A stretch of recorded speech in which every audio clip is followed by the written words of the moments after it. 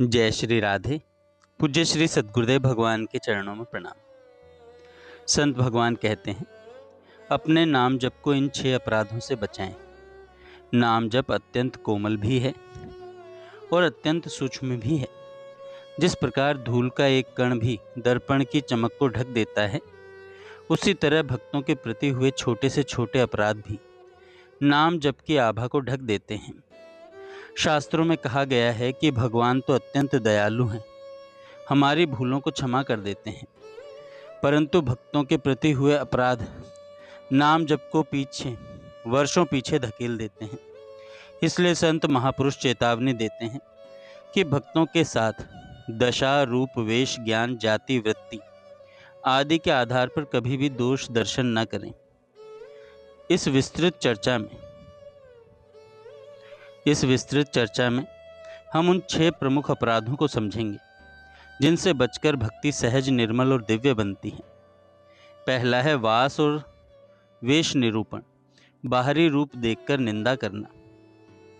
सबसे पहला अपराध वह है जिसमें हम किसी संत या भक्त के रहने के ढंग, पहनावे, वस्त्र या कुटिया के आधार पर निर्णय कर लेते हैं। बाहर देखकर मन में संशय करना कि यह महात्मा इतने सुंदर भवन में क्यों रहते हैं, महंगे वस्त्र क्यों पहनते हैं या इतने सुगंधित इत्र क्यों लगाते हैं। यह अपराध अत्यंत सूक्ष्म परंतु भारी परिणाम वाला है। चैतन्य महाप्रभु के साथ घटी घटना इसका जीवंत उदाहरण है। महाप्रभु कीर्तन में एक महापुरुष पुंडरीक विद्यानिधि का नाम लेकर भाव विवल हो रहे थे। जब उनके पार्षद गदाधर आदि उनके दर्शन हेतु पहुंचे तो उन्होंने देखा कि पुंडरीक विद्यानिधि जी अत्यंत विलासमयी स्थिति में रहते हैं। पलंग पर कोमल गद्दे, सुगंधित केश, पान सब देखकर गदाधर जी के भीतर क्षण भर के लिए अश्रद्धा आ गई। पर जब किसी ने कृष्ण की माधुरी से भरा श्लोक गाया, पुंडरीक विद्यानिधि जी भाव समाधि में जा पड़े, रोने लगे और गदाधर जी को समझ में आया कि बाहरी वेश से किसी महात्मा का आकलन करना अक्षम्य अपराध है। भक्ति का नियम है, महात्मा को उनके बाह्य रूप से नहीं, उनके भीतर के भागवत भाव से पहचाना जाता है।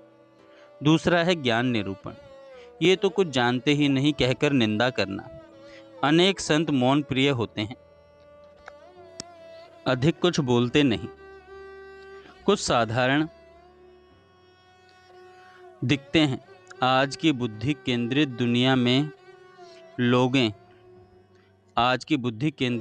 में लोग ऐसे संतों को देखकर तुरंत टिप्पणी कर देते हैं, इनको क्या आता होगा, यह तो पढ़े लिखे भी नहीं है। परंतु कौन जाने कि उनके भीतर कितना प्रखर ब्रह्म ज्ञान छिपा है। कबीर जी के पास एक विद्वान शास्त्रार्थ करने आया। तब कबीरदास जी ने नम्रता से कहा, यह बताओ तुमने शास्त्र पढ़े हैं या समझे भी हैं। वही विद्वान उनकी विनय और अंतर ज्योति से प्रभावित होकर शिष्य बन गया। ज्ञान का मापन वाणी के आधार पर नहीं होता, हृदय की निर्मलता और अनुभूति के गहराई से होता है। ज्ञान का मापन वाणी की धार से नहीं होता, हृदय की निर्मलता और अनुभूति की गहराई से होता है। तीसरा है जाति निरूपण, संतों को जाति में बांध देना। जो महापुरुष परम धर्म में स्थित हैं, जो भगवान के अंश को भीतर अनुभव करते हैं, उन्हें जाति के चश्मे से देखना अत्यंत बड़ा अपराध है। जाति समाज व्यवस्था के लिए थोड़े समय तक सहयोगी हो सकती है, परंतु भगवत धर्म में इसका कोई स्थान नहीं। स्वपच वाल्मीकि की पूजा भगवान श्री राम ने राजसूय यज्ञ में करवाकर यह संदेश दिया कि भक्त का मापदंड जाति नहीं, भाव है। जो जाति देखता है वह भगवत भाव को खो देता है, जो भाव देखता है वह भगवान तक पहुंच जाता है। चौथा है व्रत निरूपण, संत की दिनचर्या या व्यवहार को देखकर दोष लगाना। अक्सर लोग कहते हैं ये महात्मा बस सोते ही रहते हैं, ये तो भंडारे खाते हैं,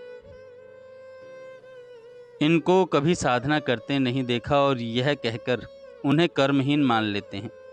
पर किसी संत की आंतरिक दिनचर्या जानना अत्यंत कठिन है।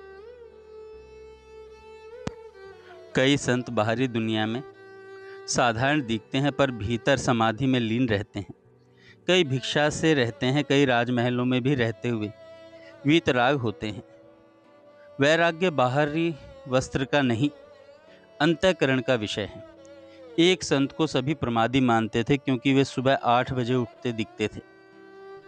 परंतु एक भक्त जब उनसे मिलने गया, उसने देखा कि वे रात्रि 3 बजे तक एक ही आसन पर समाधि में बैठे रहे। सुबह 8 बजे जो स्नान दिखा, उसका वास्तविक आरंभ तो रात्रि में हुआ था। बाहरी व्यवहार पर टिप्पणी करना, वृत्ति निरूपण करना, यह भक्ति को तुरंत ढक देता है। यह भक्ति को तुरंत ढक देता है। 5वां स्वरूप निरूपण। इनमें साधु स्वरूप नहीं कह देना। कई लोग किसी महात्मा को देखकर कहते हैं चेहरे पर तेज नहीं है, रूप साधु जैसा नहीं लगता, बहुत दुबले पतले हैं या बहुत मोटे हैं, और इस आधार पर निंदा कर देते हैं। रूप का आध्यात्मिकता से कोई संबंध नहीं। रूप तो भोजन, स्वास्थ्य, मौसम, शरीर, प्रकृति सबसे बनता बिगड़ता है। भगवत चिंतन तो हृदय में चमकता है, चेहरे पर नहीं। श्रीधर बाबा की हड्डी हड्डी दिखाई देती थी, परंतु 24 घंटे भजन की धारा बहती रहती थी। यदि कोई केवल रूप देखकर निर्णय करे तो वह महाअपराध का भागी बनेगा। छठा होता है धातु निरूपण। विग्रह या संत के साधन सामग्री पर संदेह करना। भगवान का विग्रह साक्षात भगवान का अर्चा अवतार है। यह पूछना कि ये मूर्ति पत्थर की है या धातु की, मूढ़ता और अपराध दोनों है। संतों की वस्तुओं पर प्रश्न करना, ये तो सोने की थाली में खाते हैं, ये तो धातु का पात्र क्यों लेते हैं, यह भी अपराध है। किस महापुरुष की क्या स्थिति है, यह जानना साधारण जन के लिए संभव नहीं है। किसी पर अपने वैराग्य का नियम थोपना भी अपराध है।